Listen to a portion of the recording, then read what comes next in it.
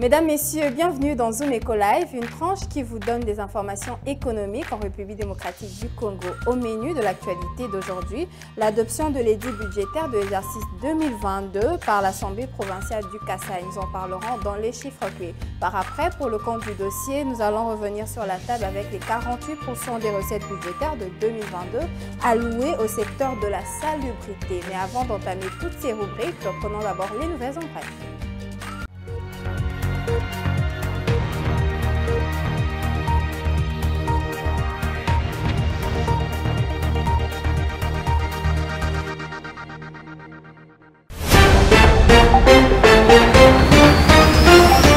Débutons ces nouvelles en bref avec cette information. La Fédération des organisations des producteurs agricoles du Congo au Nord Kivu a relevé à travers son étude sur l'environnement fiscal dans les secteurs agricoles de cette province que l'État congolais perd chaque année plus de 60% de ses recettes dans ce secteur. L'étude a été publiée au cours d'un atelier organisé à Goma par la FOPAC NK avec l'appui financier de l'ONG belge Récolto. Les parties prenantes à cet atelier étaient notamment les services étatiques, le cabinet du gouverneur de province, la police, la FEC et les coopératives de caféiculture. Nouvelle en bref encore, les députés provinciaux de la Chopo, dans leur majorité, ont déclaré recevable le projet d'édit budgétaire de l'exercice 2022, chiffré à 80,207 millions de dollars américains. Ce projet d'édit budgétaire a été présenté le week-end par le gouverneur intérimaire de province, Maurice Abibou Mungamba. Poursuivons avec cette information. Le prix d'une mesure d'un kilogramme de sel marin est passé de 800 francs congolais à 1500 francs à Kananga, chef-lieu de la province de Kasaï central, ce qui représente une majoration d'environ 50% de ce produit, soit un écart négatif de 700 francs congolais. Il est également observé sur place la hausse de prix d'autres produits tels que le sucre blanc, dont le kilogramme qui s'est négocié à 2000 francs congolais revient actuellement à 5000 francs. La mesure de lait, quant à elle, est passée de 600 francs à 1000 francs. Plus de détails sur zoomeco.net. Terminons ces nouvelles en bref avec cette information. Les enquêtes menées par la Cour des comptes au sein des ministères ayant bénéficié des allocations du fonds Covid-19 révèlent plusieurs dysfonctionnements dans la gestion de la mise à disposition. Pour la période allant du 25 avril au 31 décembre 2020, la Cour des comptes note que le ministère de la Santé a puisé un montant de 92 129,29 dollars américains dans ce fonds Covid-19 pour entretenir son carrois automobile alors que celui-ci avait reçu les frais de fonctionnement du gouvernement central de l'ordre de 828 505 dollars américains. Voilà, de retour sur ce plateau, nous allons déjà prendre la toute première rubrique. Il s'agit des chiffres clés qui nous parlent de l'adoption de l'édit budgétaire de l'exercice 2022 par l'Assemblée provinciale du Kasaï. Par après, Benita Mouini nous donnera des précisions sur le taux de change. Tout de suite, les chiffres clés.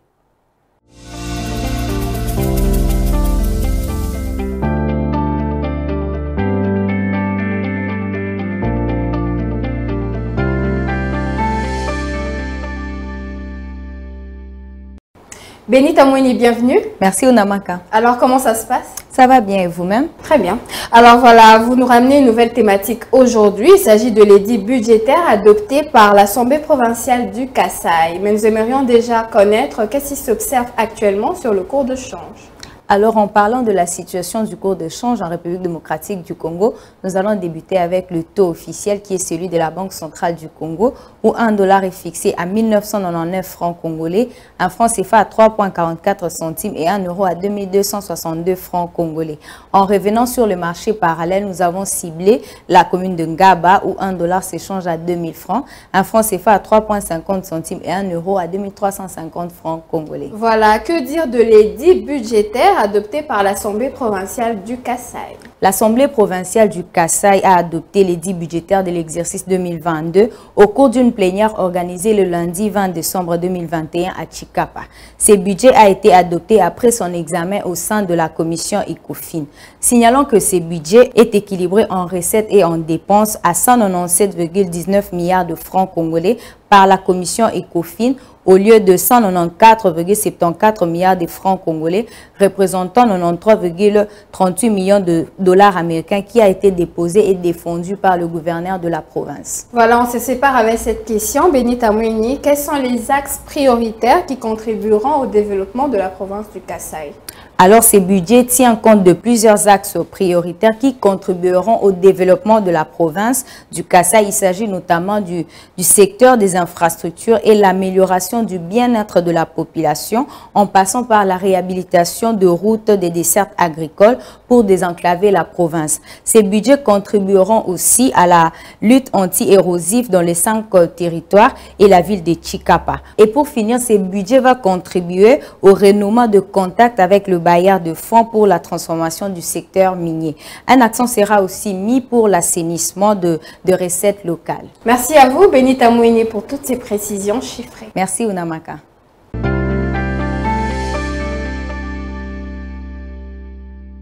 Le dossier du jour nous revient sur la table avec 48% des recettes budgétaires de 2022 allouées au secteur de la salubrité. Judith Piombo nous donne des précisions.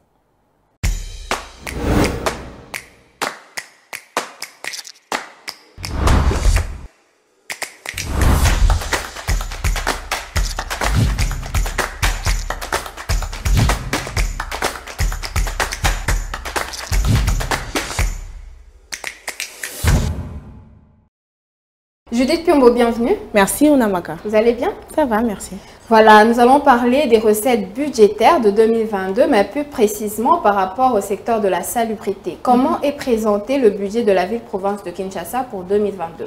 Le budget de la ville-province de Kinshasa pour 2022 est présenté de manière équilibrée et puis en recettes et en dépenses à plus de 1401 milliards de francs congolais. Et cela a été annoncé par le gouverneur de la ville, Gentini Ngobila, le 15 décembre à l'Assemblée provinciale de Kinshasa. Et on doit le dire, cet édit budgétaire est constitué des recettes générales évaluées à plus de 1309 milliards de francs congolais et les budgets annexes pour un montant de plus de 92 milliards de francs congolais. Et on doit signaler déjà que les recettes du budget général comprennent aussi de subventions à recevoir du gouvernement central à allouer bien sûr au secteur de la salubrité. Et ces allocations représentent 48% du total des recettes budgétaires. Voilà, merci pour ces précisions. Et de quelle manière sera reparti cet édit budgétaire pour l'exercice 2022 au vu du contexte particulier dont traverse la ville-province de Kinshasa? Voilà, à cette question, nous dirons donc que le gouverneur de la ville, Gentini Ngobila, a souligné que le projet d'édit budgétaire pour l'exercice 2022 est élaboré dans un contexte particulier marqué par certains facteurs. Parmi les plus importants, il cite le lancement d'unités spéciales pour la protection de l'environnement de Kinshasa, mais aussi sur le plan sanitaire, humanitaire et environnemental, il y a la poursuite de l'assainissement permanent et régulier de l'environnement. Voilà, quels ont été les grands axes de réalisation de cette recette budgétaire de l'exercice 2021 pour la ville-province de Kinshasa d'après Gentini Ngobila? D'après le gouverneur Gentini, parmi les plus importants, il cite l'aménagement des espaces verts à Kinshasa et aussi, malgré la modicité des ressources budgétaires, il a aussi parler des travaux d'assainissement de la ville, la lutte anti-érosive et la construction des ponts. Merci à vous, Judith Piombo, pour ce dossier. C'était un plaisir.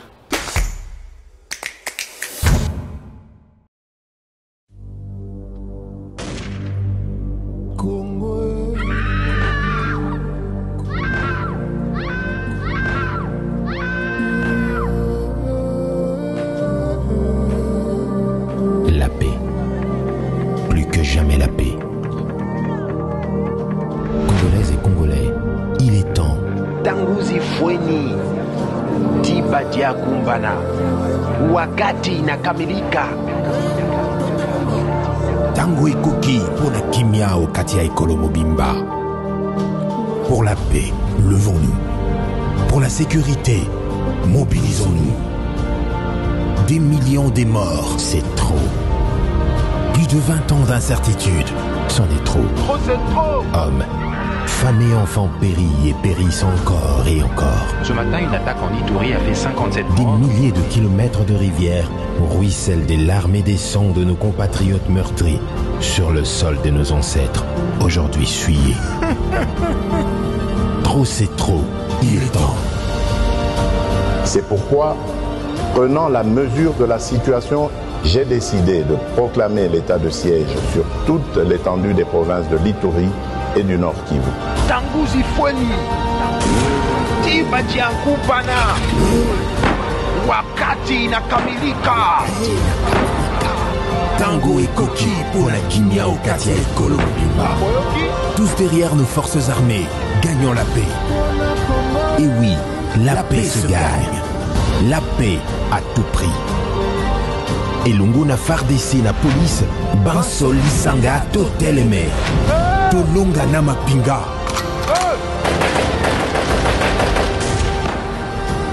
Bendele Koyate.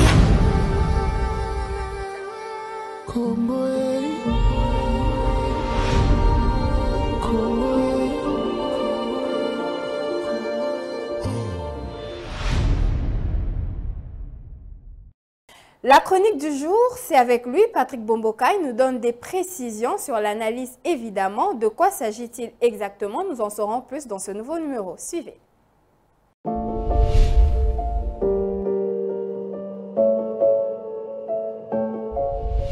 Bonjour.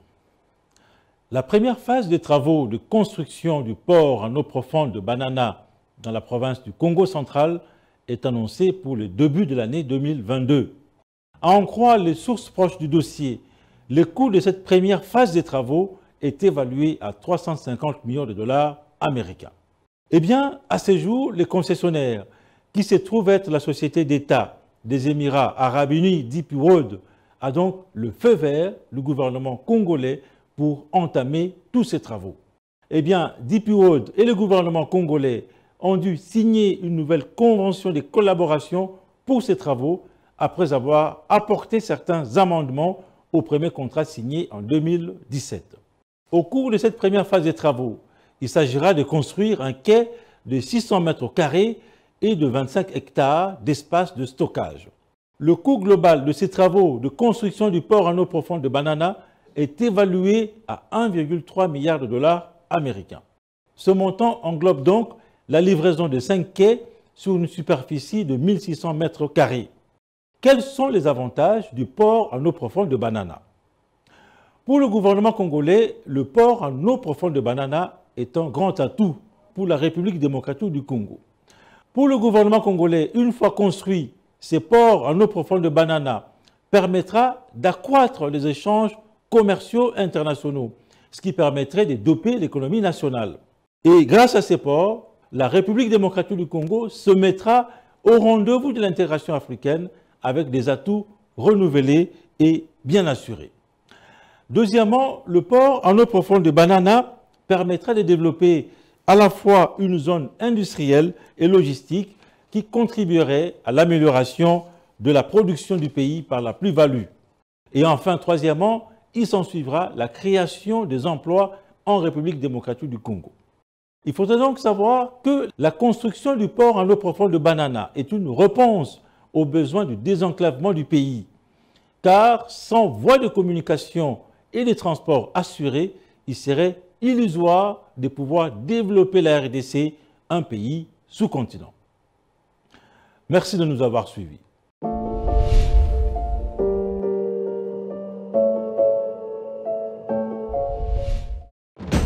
Nous vous amenons au cœur de l'actualité économique en RDC. Que dire alors de l'évolution du taux de change en République démocratique du Congo? Il y a eu à noter une stabilité relative du taux de change. Tout savoir sur la conjoncture économique, les différents taux de change officiels et parallèles. Tout apprendre et mieux comprendre le rendez-vous économique. Nous vous apportons plus de précisions.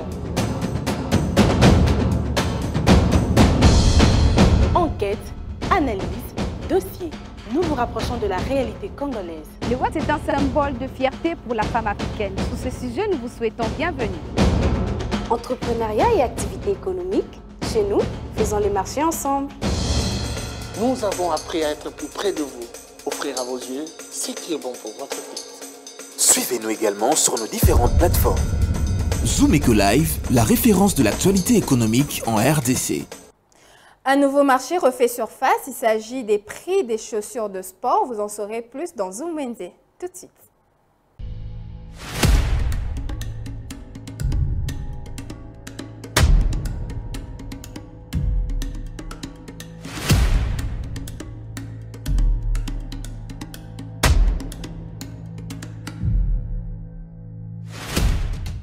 Bienvenue dans Zoom Wednesday. Spécialement aujourd'hui, nous vous ferons découvrir les prix de différents types de chaussures dans le monde du sport. Sans plus tarder, faisons le marché ensemble. Commençons notre Windy avec les prix d'une chaussure running ASICS Gel pour courir jusqu'à 1 heure, 1 ou 2 fois par semaine, sur route ou sur tapis, coûte 53 $. Une chaussure running simple adulte revient à 94 $. Une chaussure de tennis pour enfants, débutants pratiquant occasionnellement les tennis et les sports à l'école sur tout type de surface coûte 22 $. Une chaussure de marche pour enfants revient à 29 $. Et à 112 $, une chaussure de basketball pour adultes. À 53 $, une chaussure de football futur qui permet de franchir de sommet à votre jeu grâce à leur performance et à son style unique. Vous pouvez aussi trouver une chaussure de football Predator Freak qui revient à 46 $. Une chaussure de football Viralo coûte 54 $. Et à 94 $, une chaussure de trail running qui permet de résister à des sorties de trail et ultra de 0 à 170 km en montagne. Une chaussure athlétisme coûte 20 $. Une chaussure de chasse avec imperméable revient à 82 $. Une chaussure de chasse avec imperméable résistant coûte 106 $. Et à 23 $, une chaussure de chasse déperlante. Une chaussure de chasse silencieuse respirante revient à 59 $. Une chaussure de marche sportive simple coûte 47 $. Et pour finir, il y a aussi des chaussures football pour terrain sec, ce qui permet aux jeunes footballeurs débutants de jouer 1 à 2 fois par semaine sur terrain sec. Ça revient à 12 $. Merci de nous avoir suivis et retrouvons-nous prochainement pour un nouveau numéro.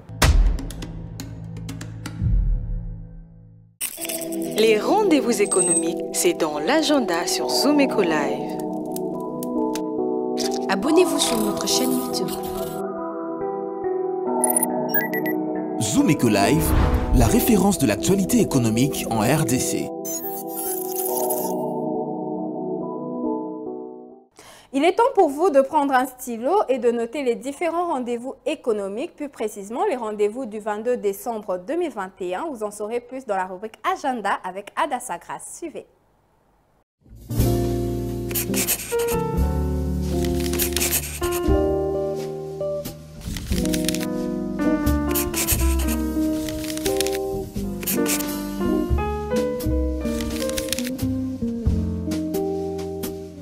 Bienvenue à l'agenda.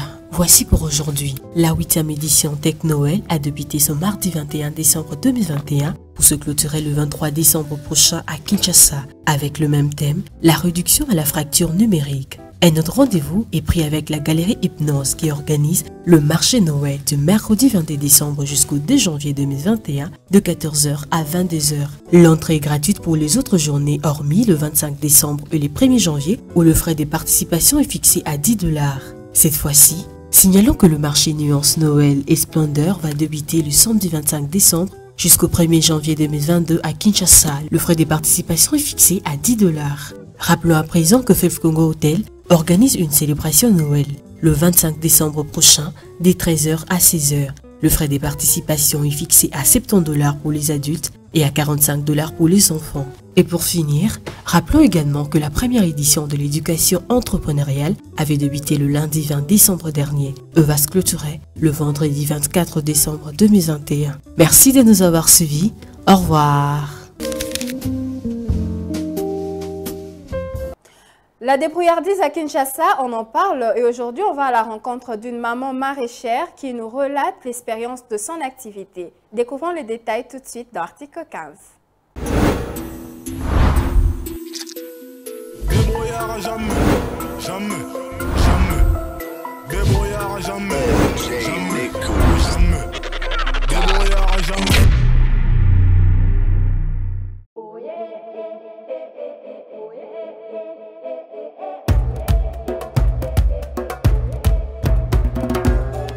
Anasala bilanga pona tangisa bana kolia ya bana kolata ya bana makambo nyonso ezaka na bilanga po bilanga eza mutu ya train yango ezo pesa biso makasi na kosala bilanga akonsile eza 10 ans.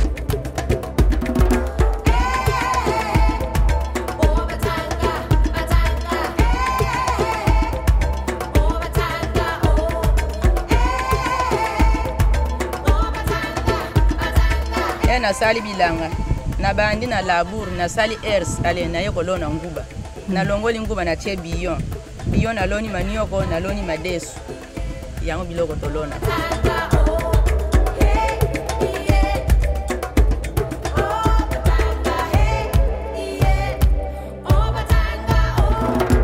tracteur toluwaka soki oluwe mabele oluwe 1 hectare okopesa 100 000 tracteur akosala na 120 tozoluwe ndenge wana toza na makoki okosala 1 hectare 2 hectare so ozangi makoki demi 1 quart tosalaka ndenge wana.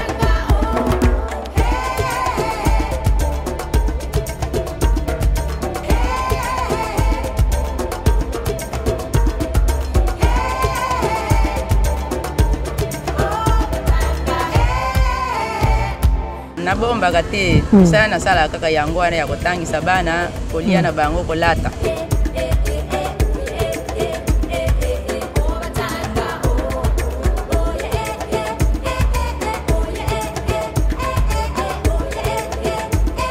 Soki osali te okolia te mosusu okeyiba okomi kotuta na mabako bakomi kofinga yo ebongi osala motoki ebimi mpo olesi bana mobali mpe asepeli eza te ke otikaka kaka charge nyonso epa mobali ke mobali azwaka charge na yo eza te.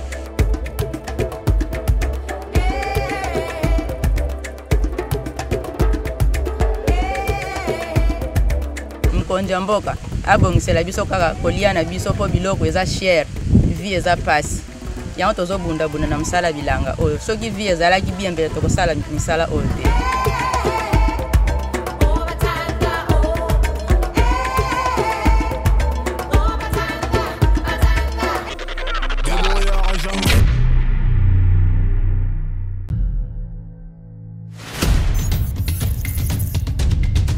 Nous avons pris l'engagement de toujours vous servir en vous donnant l'essentiel de l'information économique en RDC. Mesdames, Messieurs, c'est un plaisir de vous recevoir chez vous. Le gouvernement congolais dirigé par le Premier ministre Jean-Michel Sama Lukonde n'est jure que par la réduction du train de vie des institutions. Merci à vous, Judith Piombo, pour ce dossier. Merci, Unamaka. Désormais, suivez-nous à 19h30 sur la RTNC du lundi au vendredi avec le même plaisir. Zoom Eco Live, la référence de l'actualité économique en RDC. Zoom Eco Live, c'est déjà fini. C'était un plaisir d'être avec vous. Le rendez-vous est déjà pris pour demain, même heure, même chaîne, pour un nouveau numéro Zoom Eco Live. Portez-vous bien et protégez-vous. Au revoir.